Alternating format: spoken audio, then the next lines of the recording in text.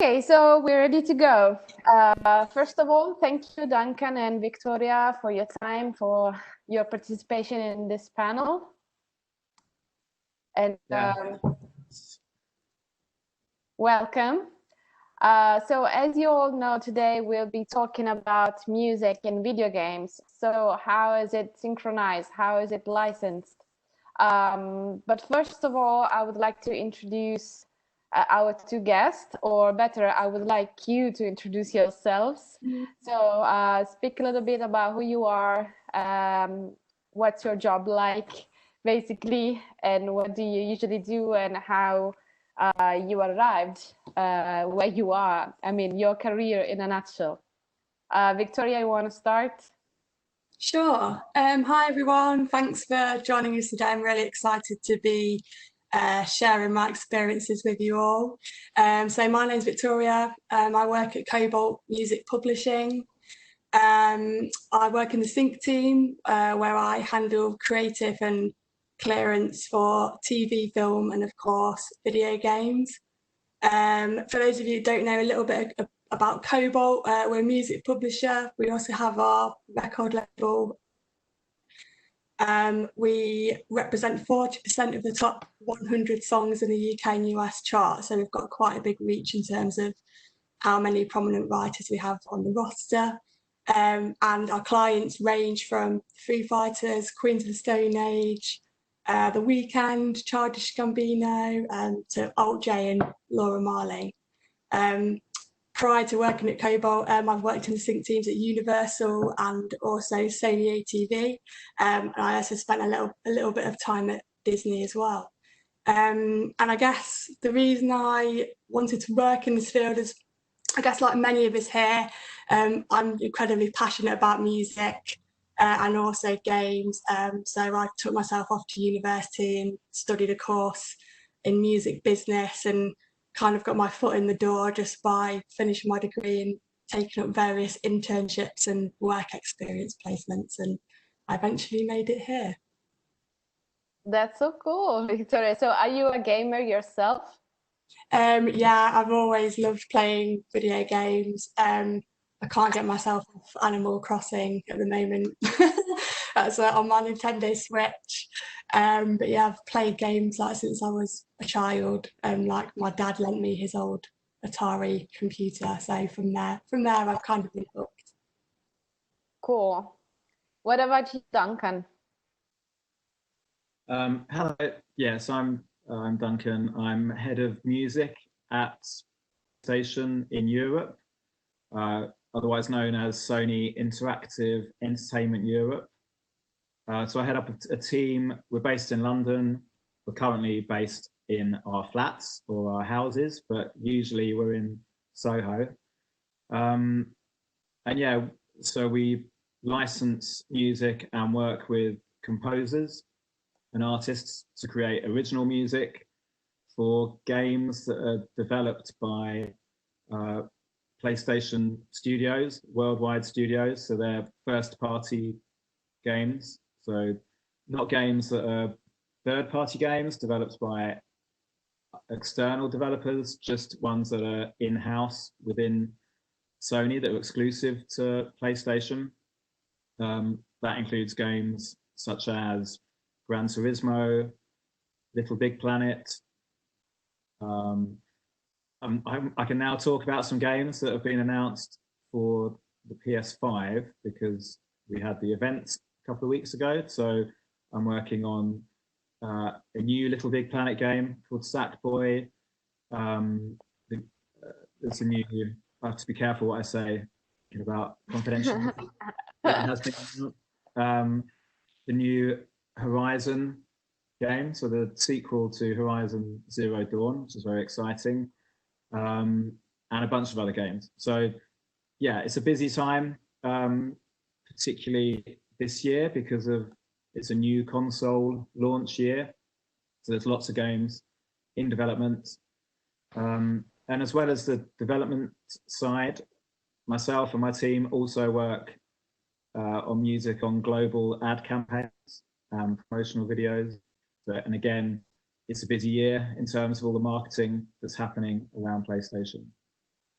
Cool. Yeah, and I guess just briefly, like I got in my previous job. I come from the music industry. I used to promote music, so I did club promotion and radio plugging for lots of labels and artists like Amy Winehouse, Gorillaz, Kanye West, and yeah. Prior to that, I was a DJ. I still DJ a bit, and I was a drummer in a band. And I kind of grew up surrounded by my dad's record collection, so it was kind of my destiny to be involved in music one way or another. Yeah, that's our common background, I guess. I was also a DJ and I used to host my club night and I was a music journalist. The good thing about music business is that somehow everybody did everything more or less. So we kind of understand each other in a certain way. Okay, so my next question, it's quite simple actually, because we want to start from the basics. So who decides which music gets played into a video game? So yeah, I'll answer that if you don't mind, Vic. So it starts with a conversation between myself or the music supervisor and the producer or the director of a game. So if it's a brand new game, it will be a conversation from scratch. You know, it'll be up to me to find out what is the game, what's the purpose of the game. Does the director have a vision for the music? Does he or she already have ideas musically? Important is music to the game. So I'll try and work out, you know, work out the answers to those things. Usually I will then go away and do some research and come back with some ideas for music. And it could be that the director really wants a Led Zeppelin track, but the budget won't allow for that. So it'll be up to me to come back with alternative suggestions and maybe some new artists that they're not aware of. That's the licensed music. Similar with composed music, it could be that they want a certain feel. They might have a composer in mind, or they might just be like, we want something like the sound of that film. You know, we want something like Joker, something dark and or whatever, orchestral. And so again, I'll go out, speak to composer agents, do some research, and come back. And then it's a two-way conversation from there. Okay. So then someone like Victoria steps in, I guess. Yeah, I was just going to dive on in there, like, after what Duncan's explained there. Part of my job on the Synch team is if Duncan does need to, or the supervisors do need to come out and find some suggestions, he'll obviously drop me a line and we'll maybe have a chat about the kind of music that he's looking for. And then I have a search through the catalogue of things that could work. And obviously part of my role is being proactive as well and just making sure I'm getting music out to people, whether it be new releases or making our clients aware of catalogue gems we might have hidden away that may not have been discovered yet. Cool. So one of my questions was, are there freelance video games music supervisor, or every production company has its own? There are. Yeah, I mean, there's not many full-time game music supervisors in the world that I'm aware of. Even fewer that are in-house at publishers like I am. There's some, I know the guys who are at Xbox, I know some people at EA and Ubisoft. Most studios and most development companies tend to be quite small and not have their own music supervision department. So they will either they'll use a freelance supervisor, or it may be that the licensing is done by the legal department. Sometimes they don't have a music supervisor, they don't use one. But yeah, it's kind of still, despite the scale of the video game industry, there's still not that many of us doing it full time. I mean, how many do you know, Vic? Yeah, I'd definitely say only a handful. I can definitely attest that a lot of supervision is done in-house. Like I work with Codemasters quite closely, and the MD of Codemasters does all the clearances for his games, which is a huge job if they're clearing 40 tracks on a soundtrack. So yeah, echoing what Duncan says, it's only a handful of people. I guess it's like a dream job, really. Yeah, definitely a dream job. So, Duncan, or maybe one music supervisor, gets in touch with the Synch team in a publisher, in a publishing company like Kobalt, for example. And then what happens? How is the retribution calculated? Does it depend on how many minutes the song actually gets played into the video game, or how is it calculated? So I'm wondering, Duncan, is this a good time, do you think, to talk through the project we worked on for Blood and Truth? Oh yeah, I forgot about that. Were you able to send the link to people? Yes, and I also reminded them while they were waiting a few minutes ago before the panel started, so people should have seen it. Yeah. Cool. So hopefully people have seen it. So yeah, that's a good example. I mean, I can give a bit of background briefly about that particular game, which was for the PlayStation VR, the virtual reality headsets that we have out there.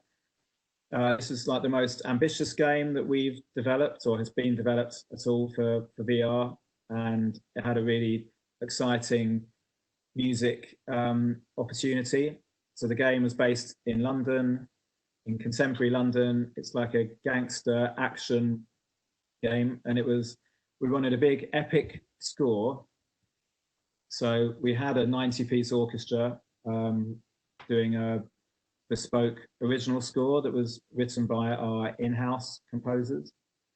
But then we licensed a bunch of music as well, like from Vic and other licensors, and also had I got a grime producer in to rework a lot of the orchestral score. So we had a strong grime element to it and got rappers in to perform over those tracks. So there's a lot of music, and it was really exciting to be able to work on it.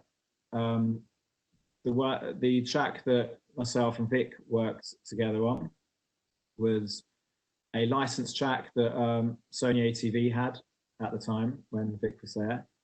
So that was, despite most of the music being orchestral or being grime, this was actually kind of a moment of light relief. It was a bit different. It was a scene that was set in the past in the Middle East, and it's a big, where you've seen it. So there's a big gunfight, but it was an opportunity to actually have something different playing on the radio than you hear in the rest of the game. And that track, that just came about with myself and the music team, like coming up with ideas, and it just worked really well. And we presented it to the producer of the game, and he loved it. So yeah, I went out to Vic and to the label. We licensed it. So this is where, you know, relationships are really important. So and you know, Vic, I guess I went to Vic and explained the game. I don't know if we had, I can't remember if we had any visuals to show you at the time. But often with games, you're not in a position to show any of the game or reveal too much about it when you're going out to license music.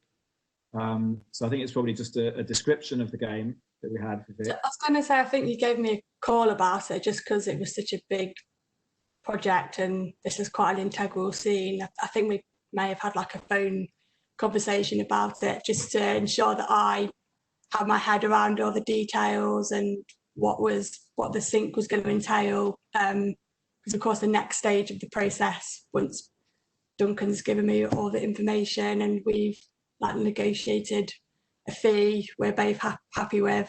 I'll then take that to our writer, songwriter management and present the project to them with all the information Duncan's passed to me, and let them decide if it's something they want to sync their music into, which thankfully they did. So once I have the okay from the writer, I'll then let Duncan know, and then we'll start the licensing process from there. And that was great. And then it evolved, didn't it? So that we then, as the development of the game progressed, and we had some recording sessions booked at Abbey Road Studios in London, which some of you might have heard of from that band, the Beatles. So we were going to be recording with a full orchestra, original music, and then we had the idea of actually doing orchestral reworks of some of the licensed music in the game. So we did it with a Diplo track and with Tim Deluxe, which was the artist that Vic was had the publishing for. And yeah, it was that. So that was a whole. I'd never done that before. I'd never gone and asked if we could do an orchestral rework, like create a new master effectively and do a completely new reimagining of a song. So again, that I went back to Vic, explained this new use that we had in mind, and really I didn't know if Vic would be able to get approval on it or not. But again, relationships really help. A lot of our job is knowing and maintaining relationships with people and hopefully building trust in the music industry, in how we're going to treat the music and add value to the music. It's not just about the money, it's also about, what can we do to amplify the artist, and how can we push that song out to a new audience, and how can we do interesting things that revitalize existing music. And that was the case with this, which was probably 15 years old or so, 20 years old. So it was I was very positive about it, and luckily Vic and the label saw the positive aspects of it, of like recreating it, making it even more immersive in the game, even more powerful, because it became this interactive orchestral piece using elements of the original recording. And it was really innovative and interesting, and hopefully it came across in the video that you saw. It's obviously even more powerful when you're playing it, and the music rises and falls and reacts to your actions. Yeah, it was cool. And then we were able to invite Vic and the artist to Abbey Road to see the orchestra playing the song. So that was a nice bonus.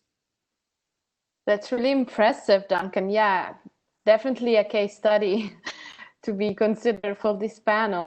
So we will be back to the role of music in the actual action of a video game in a bit. I just wanted to ask Victoria one last thing about licensing.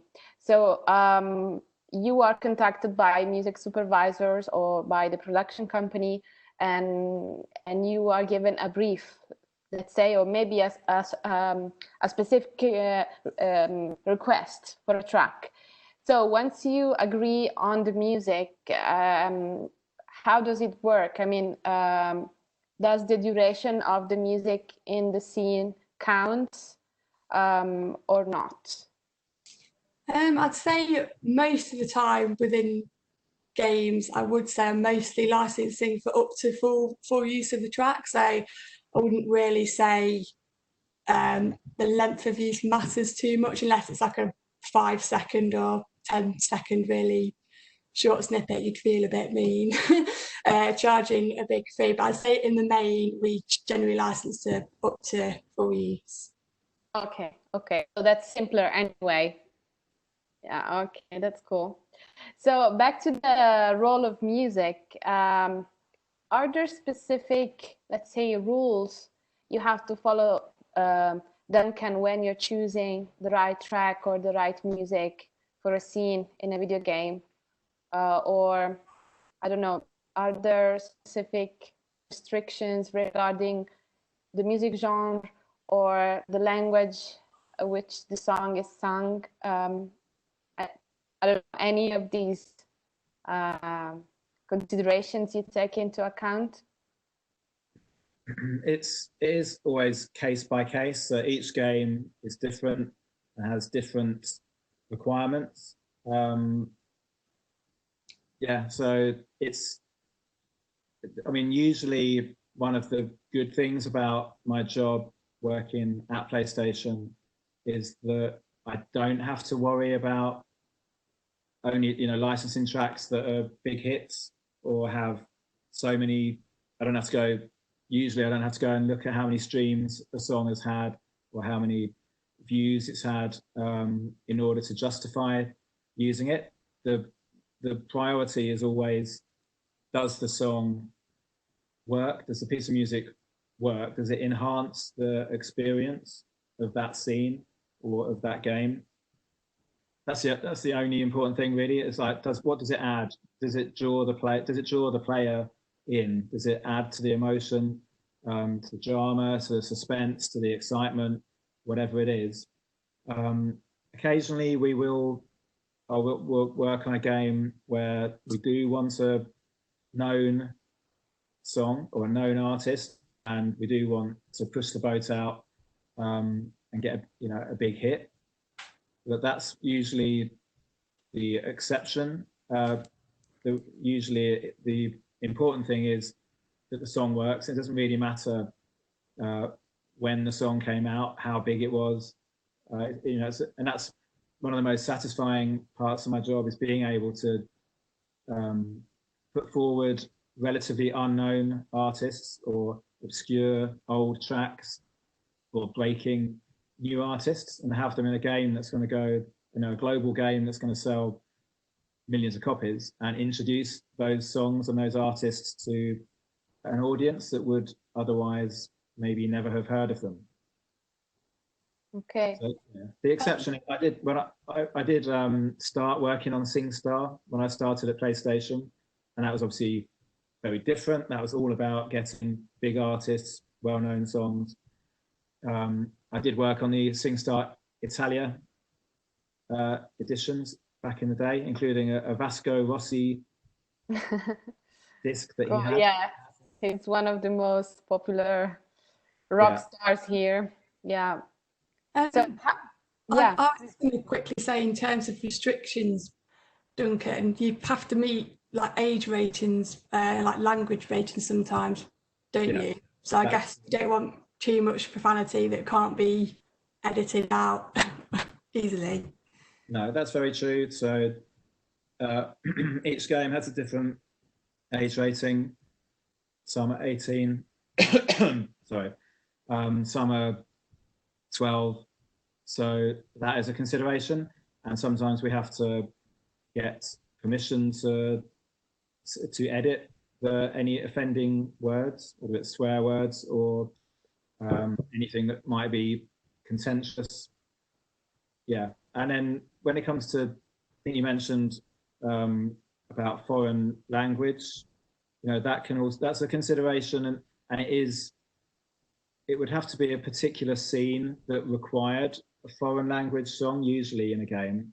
Not always, and there's certainly more like global Spanish language hits worldwide now that people are kind of used to, and it wouldn't be an issue if that was playing in a game without a reason for it to be playing. But other kind of languages, usually it would be a certain theme that would fit for a particular scene, that we would look for foreign language. Otherwise, the music could work really well. The language may be a barrier, so I often ask for instrumental versions, and that helps to open the door to music that perhaps might meet resistance otherwise because of the vocals. Okay. So where do you usually find new artists? As you said that you are particularly keen in, finding brand new musicians and working with independent musicians? Everywhere, really. I just keep my ears open and my eyes open. So hopefully we will next year be able to go to gigs again and go to festivals and go to clubs, because that's a great way to discover new artists. Otherwise, at the moment, it's obviously very much online, listening to radio shows. I kind of get, there's certain people, like we probably all have, there's certain people that you trust, whose opinions you trust, whether it's a DJ or a music journalist or people in the music industry or friends, and they will suggest certain artists that I'll check out. And if I'm looking for a particular music genre that maybe I don't know, if I'm tasked with finding some music in an area that I don't know particularly well, I'll go to people that I trust and get them to pitch, people like Vic. So otherwise it's overwhelming. Obviously, I get sent a lot of music, and I think I heard there's like 40,000 new songs released every week on Spotify.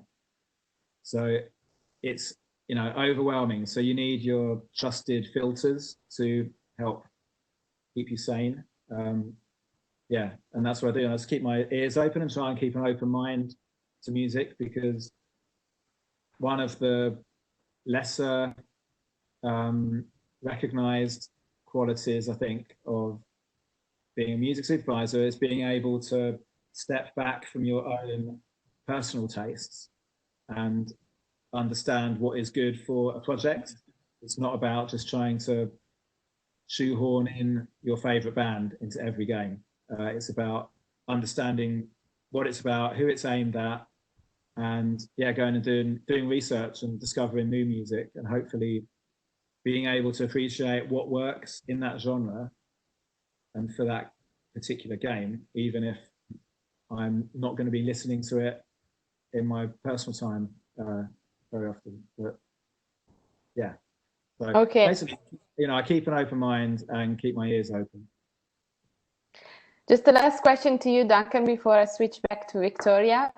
So what happens if you find the perfect track from the perfect artist, which fits into the atmosphere, and everything but the artist is unsigned or doesn't have a publisher yet? Is it like a problem and you have to find someone else or not? No, I have licensed music from unsigned artists. It doesn't happen that often because usually, by the time I discover a song or an artist, it's out there, and usually people have some kind of deal, even if it's an independent deal. But I have licensed directly with members of the band before. It's not a problem for me. I don't know if it's a problem for them when it comes to collecting royalties, performance royalties, but that's for the writers to sort out themselves. But certainly it's not an issue. It's just that I don't usually get called to work with completely unsigned artists. Okay. Now, Victoria, going throughout the requests that you processed this year and last year, were you able to find, I don't know, a pattern, maybe a specific kind of music or a specific kind of atmosphere or something like this? I guess like Duncan explained previously, every game's on a case-by-case basis because it really depends on where the game is set, who the game's audience is, so it really does vary. I guess you could argue in some spheres that electronic music is particularly popular. Scene labels like the dance label Monster Cat have had quite a lot of success, but I would say in general it's just so varied, and there's definitely no single music genre that is mostly placed in games. So it's not rap or trap music as one could think. No, as I said, it just the game really, and the feeling, as Duncan said, that you're trying to evoke in that particular sequence, yeah, it really does dictate what music they need. But as I did say, like obviously with Fortnite, there's a Fortnite and things is extremely popular. There's a lot of electronic music there, but they're using that because they really need it to appeal to those mass audiences of young kids who love Diplo. Yeah, sure. And what do you think is the most difficult part of your job usually? Oh, that's a really good question.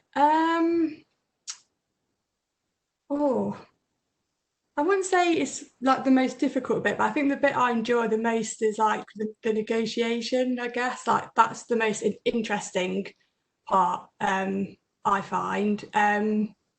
I wouldn't say any of it's particularly difficult. Because I'm just so interested in music and games, it's mostly really enjoyable, to be honest. I don't know if that's like a cop-out answer or not, but the bit I enjoy the most is the negotiation, the licensing process I find really interesting. Of course, creative's really fun, and scouring the catalogue and finding music choices and sitting at my desk with my headphones on, like listen to music all day, like I really can't complain. But the nuts and bolts of the licensing is what I really enjoy.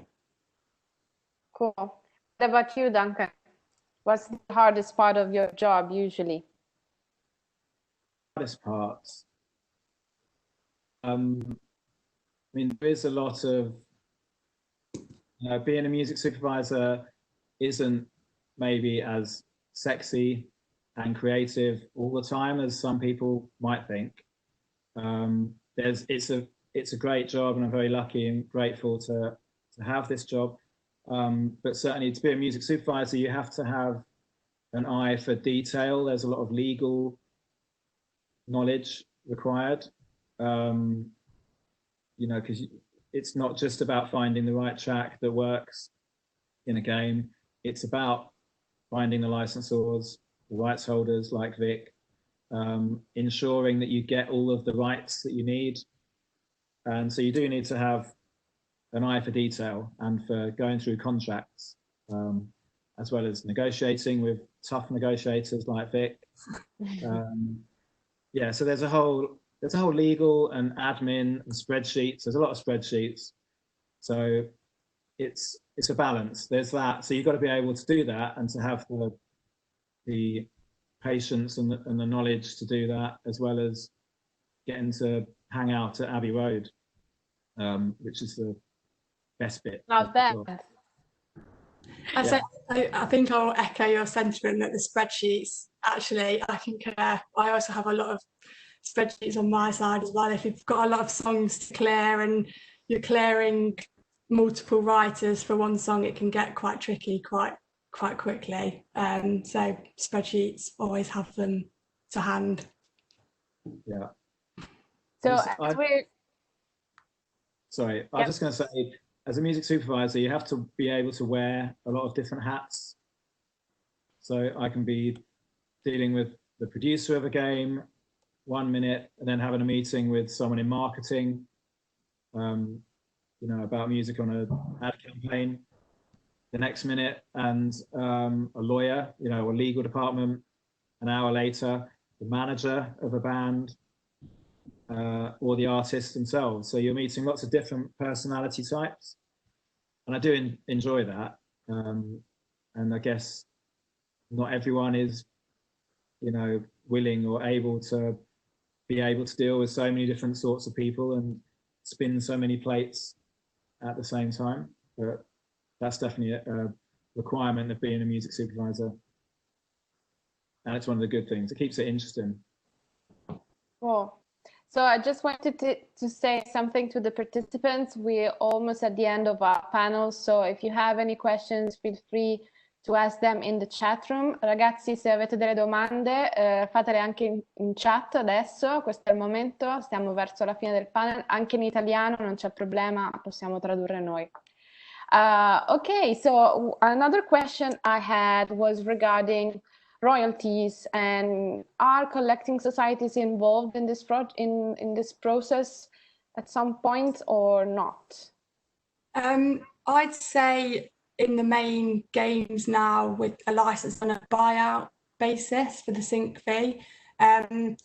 The only times collection societies would probably get involved is if the game were to release on a soundtrack and there are possibly mechanicals to consider, and if any gameplay is streamed on a platform outside of the game, the platform would need to have a performance license in place. So that's where royalties will come into play.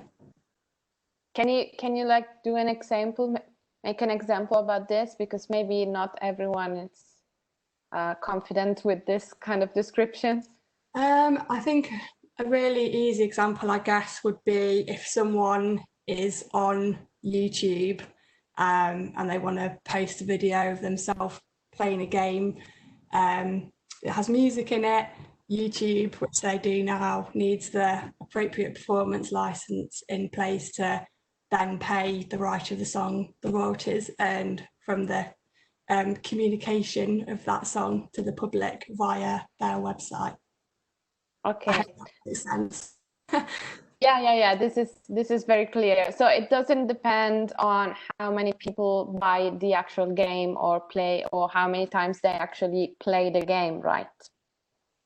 Yeah, and if it's a buyout basis, then all rights are bought out for whatever the term of the license is, which is most of the time like a life of project, 10 years or in perpetuity. So once the sync fee is bought out, there's no more royalties due.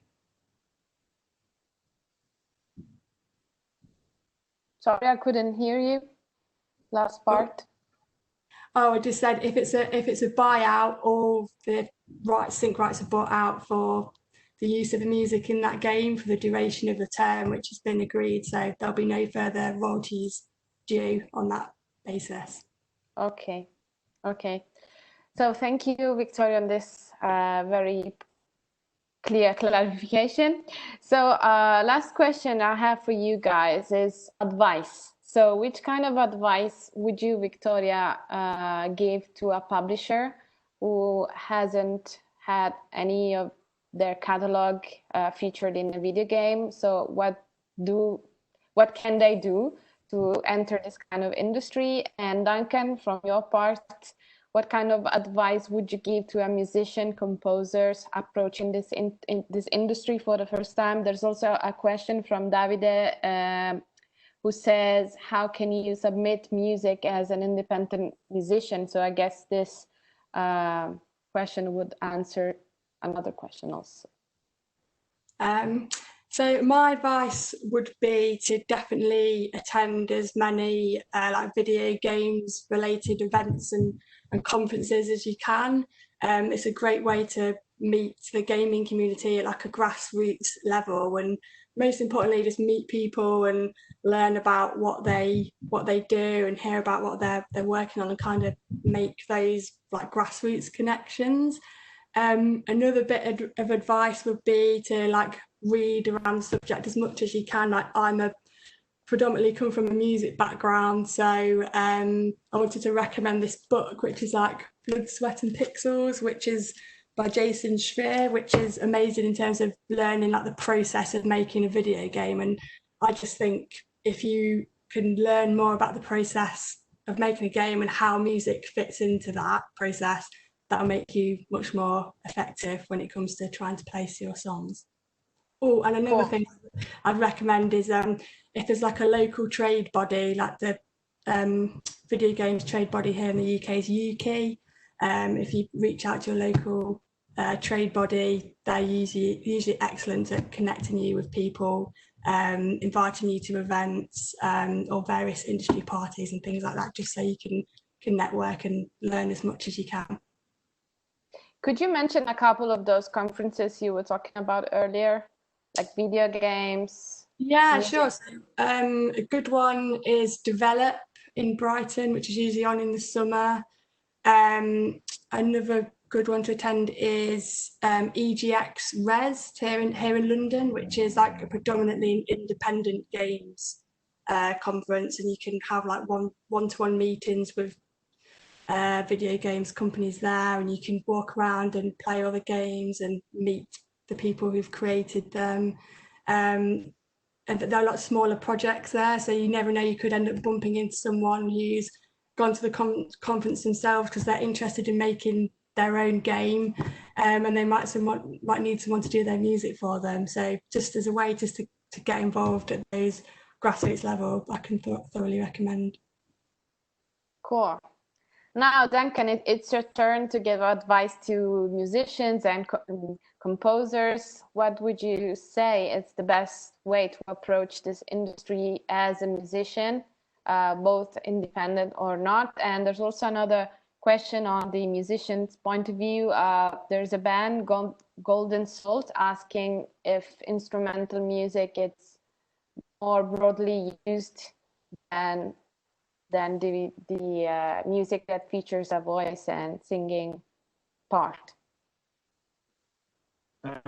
So to answer the last question first, I would say that instrumental music is used more often in games, certainly for background music in games, because often the lyrics, the subject matter can clash with the story, with the action. It's rare that you get vocals and lyrics that do exactly what the game designer wants the music to do and what I want the music to do. So that's why we often use instrumental music, but sometimes obviously vocals can enhance it if it works well for that scene. Like I said, if it's in Italian, it would be less likely to be used unless it was for, in the games that I work on, global games, unless it was for a particular themes, a particular reason in the story that we wanted that.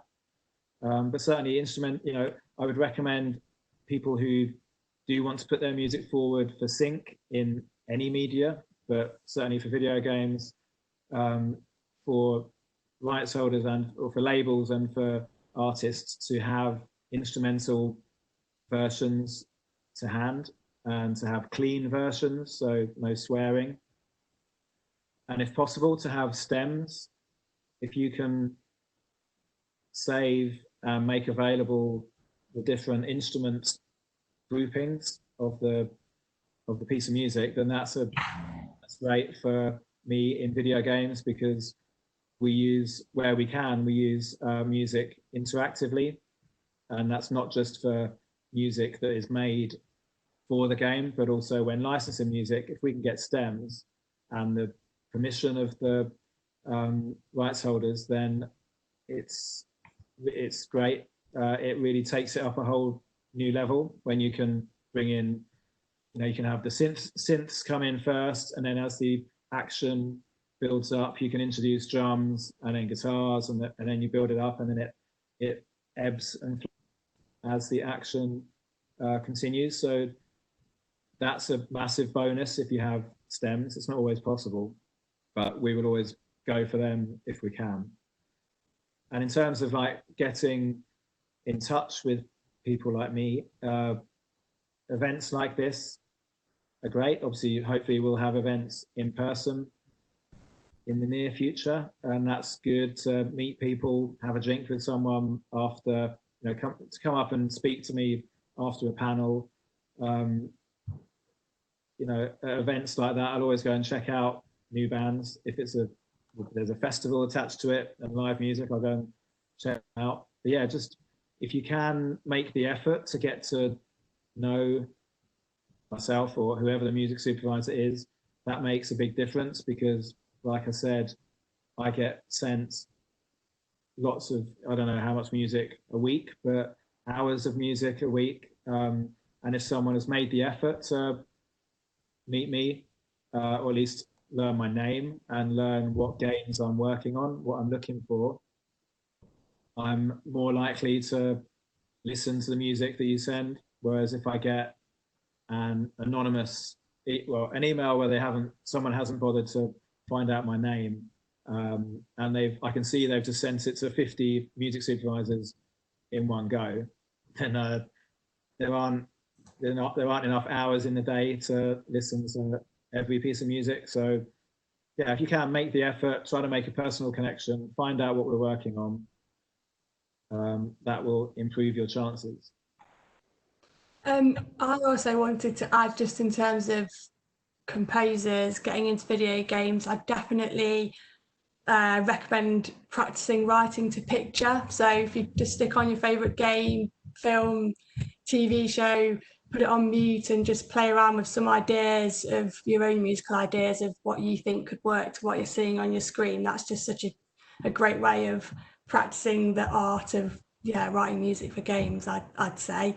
And also, if you are a publisher or you are a writer signed to a publisher, definitely exchange information. If you're a writer, if you want to write for games, have you worked on any games before, you can let your publisher know about.